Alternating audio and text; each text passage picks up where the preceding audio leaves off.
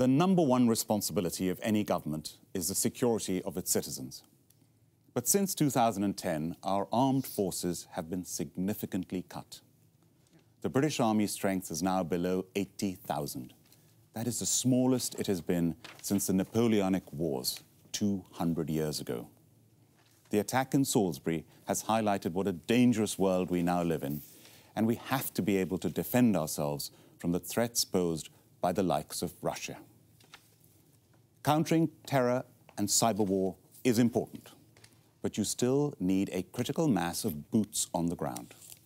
We need hard power to support the soft power we have in abundance. So it's time to increase our spending on traditional defense. Without it, we can't keep our people safe.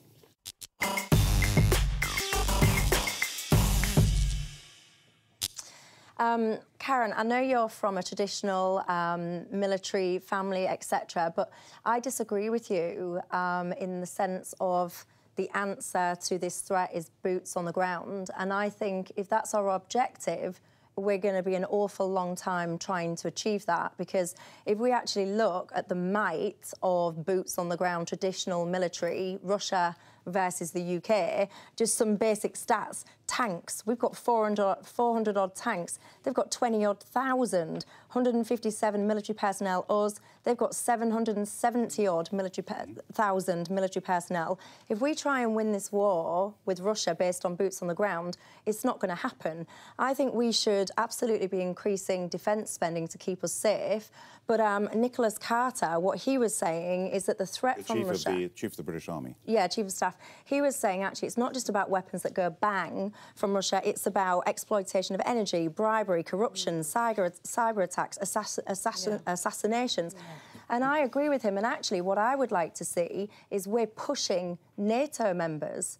I would argue that actually we should be pushing more NATO members to commit to their 2% of spending so that actually we can increase our collective NATO strength, including military personnel, and use that if we need to against Russia. Because at the moment, there's only five countries paying their 2%, of which we are one of them. And I think that is absolutely wrong. So I'm not saying it's an either-or situation. We need to be doing all those things that you've just said. But to have an army that is so small now, the smallest in 200 years, that cannot even fill Wembley Stadium, I think is shocking. You speak to any senior armed forces general, admiral, air marshal, they will all say this is really dangerous because you need a certain critical mass to be able to just react.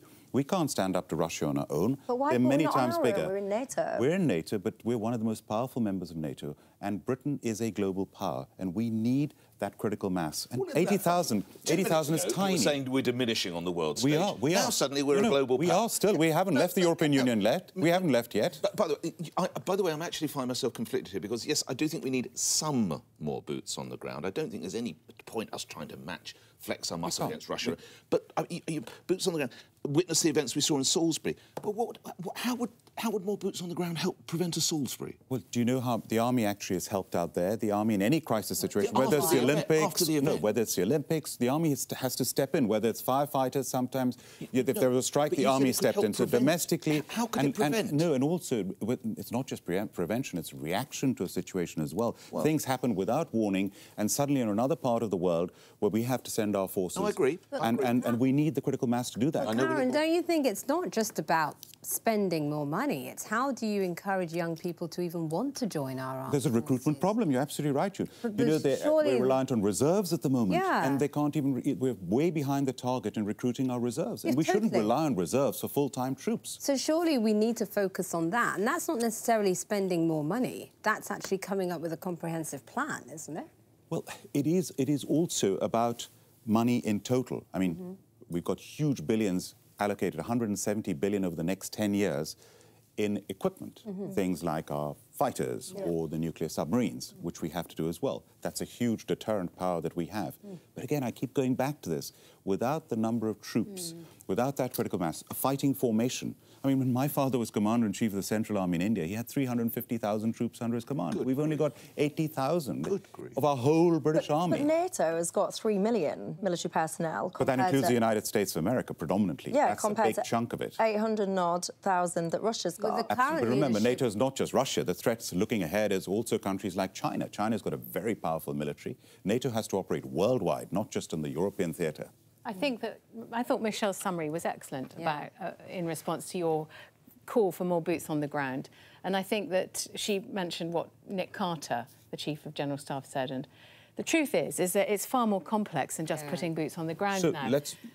And, you know, we've got Russia making incursions into Ukraine. Yes. And let's hear what Stoltenberg said about that. But we've also got cyber attacks, and we've got potential... Well, I'm going to cue him in. Okay. And we've also got potential, you know, dirty money and poisoning. You know, it's enormous. And what they now call this is hybrid warfare. But let's look at the actual amount of money that's been cut.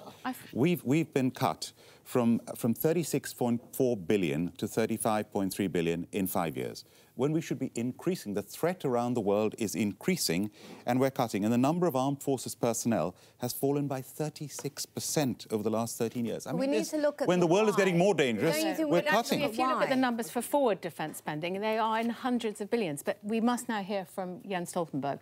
We have seen Russia's continuous efforts to destabilize eastern Ukraine, and we have seen that Russia continues to interfere in our democratic political processes. We have seen different types of hybrid tactics.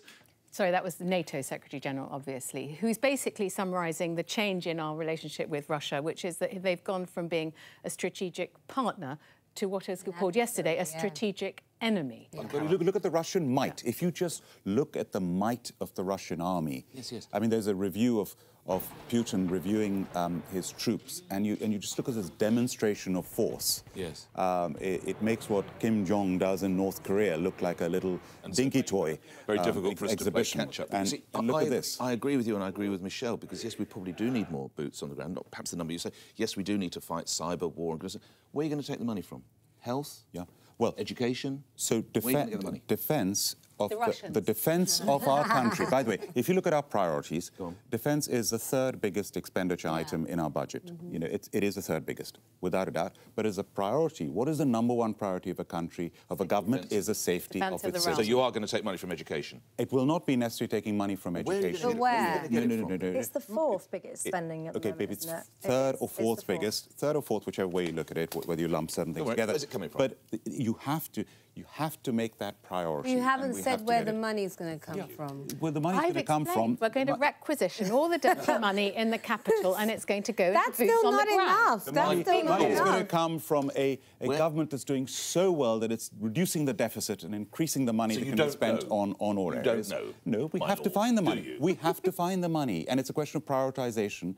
We have to find this money because it's a more important priority. The more important priority, I think, the most important priority is the safety of our citizens, and the world is getting far too dangerous on every level.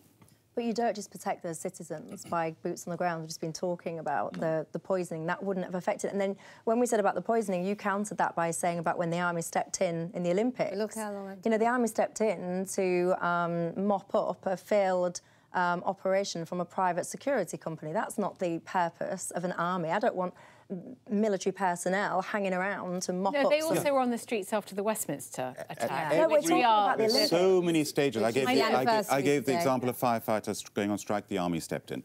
Over here, the army stepped in. The Olympics, the army steps in. 9/11, God forbid something like that happens. Who rushed off to Afghanistan? But then what's the our purpose army. of NATO, then? They've got all those military personnel. We are part of NATO. We are a critical part of it, and we should see ourselves as a leader on the global stage where this counts, and our contribution to the United Nations forces, and then don't you agree with forces, me, then, that we should be putting pressure on people to actually step up and commit to their 2%? Without a doubt. Like us. Without a doubt. Actually, you can use that money to fund. Absolutely. No. I absolutely agree with that as well. And by the way, the point I was making is not just boots on the ground.